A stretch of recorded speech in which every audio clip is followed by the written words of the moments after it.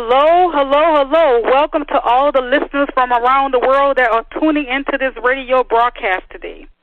I am Tammy Markee, your host of Tammy Markee Radio Show, sponsored by Millionaires in Training Radio. We are based out of Houston, Texas. Listeners, please let me share a little bit about myself. I am a native of New Orleans, Louisiana. I'm a concerned humanitarian, co-author, international human rights activist, evangelist, entrepreneur, and forex trader in a $5.3 trillion daily market. Also, I'm a columnist for Kish magazine called Dynasty of Dreamers and founder of Dynasty Dreamer International. Well, listening audience, Candace Michelle will be co-hosting today's show. She is a kingdom advocate and author. Candace is the visionary steward of Wise Living International, a nonprofit organization, director of Wise Living Group, powered by eXp Realty, LLC. Currently, Candace Michelle lives in Pearland, Texas, where she furthers her kingdom mandate to empower, inspire, educate, and encourage others to move from existing to living. You can follow her on Facebook at Candace Michelle and Instagram at The Real Candace Michelle. Well, ladies and gentlemen, we have a talented lady on today's show. She is a true example of a dynasty dreamer, and that spirit is going to be an outstanding show. Yes, we on the radio broadcast today with Sarita Pittman. Yes, Sarita Pittman. I am supremely thrilled that Sarita Pittman, the lady wealth builder, is our highly distinguished guest today. She is a woman of groundbreaking magnitude. Indeed, Mrs. Pittman is a business mogul and world-changing woman of historical dimensions with such an unprecedented and pioneering journey into the core of human empowerment that has unveiled a vision of scintillating inspiration to the masses on the journey of enlightenment. Sarita Pittman has a vast amount of professional experience in the health and beauty industry that has helped her land a place amongst the top 1% of earners in the United States. Sarita is one who believes in the rule of reciprocity. What you desire to receive, you should give. Not only has she made a footprint in the health and beauty industries, but she is no trailblazer, success advocate, executive business coach, and professional enthusiast for many well-known thought leaders across various realms. Sarita is the founder of Atiras, International Coaching Academy. Mrs. Pittman, a champion of people, her ICF accredited program has graduated professional coaches all over the world, including 5 continents, and led these same graduates to a certain path of success. Sarita is a leading voice to high achievers, thought leaders, and visionaries, and she advocates for people to tap into their eternal and divine purpose to create wins for themselves using the resources and knowledge already at their disposal. Some of her accolades and awards are Humanitarian of the Year, Community Servant Award, Top Salon of Georgia, Top Spa of Georgia titles, Board Certified Professional Coach, International Business Executive, Executive and Leadership Training, Holistic Healthcare Practitioner, Motivational Keynote Speaker. She has been on Get Coached Up, Essence, Black Enterprise, Aveda, Atiras, International Coaching Academy, HypeHair.com, Mazzani, Savannah Morning News, WTOC 11, WSAV3, Weller and South Magazine, Speakers Magazine, and Money Making Conversations, to name a few. Well, today's episode is called The Rule of Reciprocity. Ladies and gentlemen, welcome to the phenomenal world of Sarita Pittman. How are you doing today, Sarita Pittman? I am over the moon excited. I sat here as you read off my resume, and I was like, who is she talking about? I'm just so humbled to be in your presence and be in Miss Candace's presence. That is just the energy and the synergy that's going to take place today is amazing. Thank you again for offering me the opportunity to come to your platform. Yes, it's truly amazing, and I tell you, we are absolutely thrilled and elated to have you on this radio broadcast today. And you have such an impressive roster, an incredibly rich resume. Mrs. Pittman, can you give us a synopsis of your eventful life? Let us have a closer examination of the life of Sarita Pittman. Well, I don't know if it's going to be exciting for our listeners, but it's real. I started off in the beauty industry. I started off doing hair in my parents' bathroom, graduated to the kitchen, went from the kitchen to being a mobile stylist right out of high school when I was in technical school, learning how to do nails and do hair. And my dad was like, no, I don't want you to do hair at everyone's house. You need to go to a salon that can position you the way you want to be seen as you go ahead and go to school and learn. So that took me into the corporate side of beauty. I went in and became an apprentice in some of the largest corporate salons in my area, and I saw really how business was ran. I thought I knew anyway, how business was ran in the beauty industry, but me going into the beauty industry the corporate way showed me a different side of it. I loved it. I liked it. I said, hey, this is for me.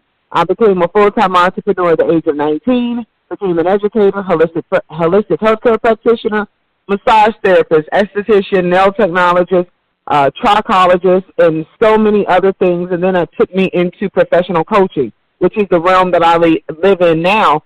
So that's just a brief backdrop, of me professionally. I'm a mom, I'm a wife, I'm a believer, I'm a kingdom advocate, and I'm just really big on positioning people so they can believe in their own power and not be a person that's in a parasitic relationship, that they understand that God gave them gifts and talents just like he did all of us. Absolutely. You actually showing people how to untap into their highest potential. To even be placed among the top 1% earners in the United States is quite impressive. You also, in the hair and beauty industry, so you helping to build other people's self-esteem. You helping people to learn their gifts and their talents and tap into their entrepreneur talents that they have within them. But I always tell people, when you don't really know what direction to go in, always get you a coach or a mentor, because sometimes they see things in you that you don't even see in yourself.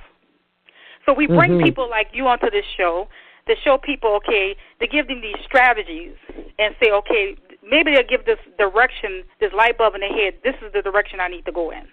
And so when we hear stories like the success story that you would share with us, it will help propel us to the next level and give us that guiding light that we need so we can move forward. And it tends to ignite a fire in us. And so I have to say, Sarita, what you share with the listening audience today is compelling, ambitious journey to success, which is truly high illuminating and fascinating and well incredible instructed guidepost to greatness. So let's talk a little bit about economics. What do you feel will be the adequate address to the crippling economic issues prevalent among people today? A lot of us don't have a healthy relationship with currency. We see currency as an asset, and it's really a tool. Currency, or money, for people in the listening audience, money is a tool. And when you have more money, you should be able to accomplish more things, build more things. But if we don't have a healthy relationship with currency, we don't have access to currency, and we don't know how to make our currency work for us and turn it into not only a tool and employee, we'll always be a consumer. And having that consumer mindset is what's crippling us in our culture, in our demographic, because you have to switch hats.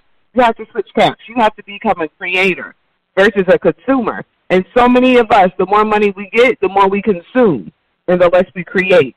And it's a catch-22, because all of us want more, but what do we want to do with the more that we get? So it's always that cycle of that balance between being a consumer and a creator. That is so profound, what you just shared with us, because even in the African-American community, African-American consumers spend $1.1 trillion a year in consumerism. And make less than anyone. Truly knowledge. And that we have to become financial literate. And a lot of times it's the lack of education. But even though we have so much information on the World Wide Web, people are really not getting how to diversify their portfolio. So many people are going through this economic morass in their life, and they have this economic disparities and economic inequalities, and they don't know what direction they're going because they feel stagnated. But God has given us kingdom principles to tap into. We just have to tap into it. And evidently you have tapped into it. You can walk the walk and talk the talk. So you are giving people core principles which are foundational so they can be able to reach their greatest potential as well. And I believe that Candace could further expound on this, because we have to go in and unlock those economic powerhouses to be able to empower the people financially. Absolutely, Tammy. This is Candace Michelle, and I want to welcome you again, Sarita, to this awesome program that Tammy has. I always tell her, we have this conversation, I said, your platform is so important because everybody wants to be a millionaire, but they don't have a millionaire's mindset.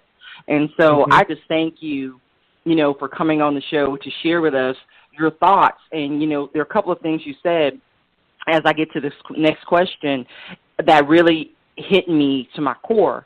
And you said, well, one, I'm a kingdom advocate. Two, we need to change our mindset. And I always say there should be a conversion, right? From going from consumerism to this place of creation, right? We were born, we were created in His image and His likeness, and so there should be something in us that would want to create something and not just be consumers and consuming our seed. When you consume your seed, you're consuming everything that seed could grow and become. So it doesn't make any sense. So there's never going to be any fruit, right? There's never going to be an orchard. There's never going to be a vineyard if we're constantly consuming that seed. And so I just love what you've shared with us today. And also something that is very key at this moment. We all have different giftings. We all have, like Tammy said, we all have this need to diversify our portfolio or to develop those multiple streams of income. And you've done that really well. You said just from your story earlier in the conversation was, hey, I learned and I gleaned from, my parents. I was watching. I shifted. I had to move into this place of becoming this, using my skill set that was already in me, my gifts and my talents that make room for me. I needed to be and become, the lady wealth builder. So how did you brand yourself? How, from your perspective, can others do a successful approach and have a successful approach to branding in today's marketplace? One thing that I will say is be authentic, well, no matter what it is. And if you're in entertainment, okay, we're not talking to you because you're entertaining. You create this character, you get on stage, you perform, you're an actor, whether you're a singer, you're doing those things. I'm not talking about those people that are entertainment. But those individuals that are looking to build a personal brand, what do you want to be known as? What do you want people to say about you when you walk out of the room? It's not your logo. It's not your website. It's not your hashtag. It's not your tagline either. It's really what do you leave inside of people once you're gone. That's what branding is about. Oftentimes we say we need this brand board, we need this mood board, but branding goes way beyond that. In the industry of doing hair, I remember so vividly when I told my parents that I was going to go to cosmetology school. My dad looked at me straight in the eyes and said, "You're going to do what? What are you going to tell people? You're going to hair university?" And it hurt me, but I was like, oh, he set me up. He set me up because I'm going to prove you wrong. And that kind of motivated me, but he didn't know. He only knew what he knew about the industry at the time, that it was a stereotypical hairstylist, being late, unprofessional, those kinds of things. And my mom, said, give her a chance. I know what she has the ability to do. Let her do it. And many years later, he apologized for it. But those are the things that matter. Because even in the industry where I live in the city, the average income was like $24,000 to $30,000, which it still is. But I was making that sometimes a month, above that, many times above that a month. So I set it up that this is what you're going to do when you deal with me. When you talk to me, this is what you're going to receive. And so many of us don't do that. We stick to what's popular, and we can't keep it up because it's not who we are. Wow, Sarita, that is so powerful.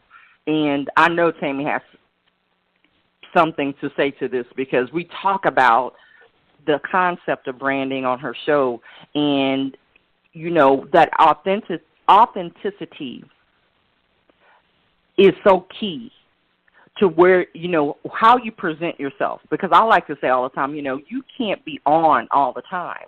But if you're you don't have to practice being someone else.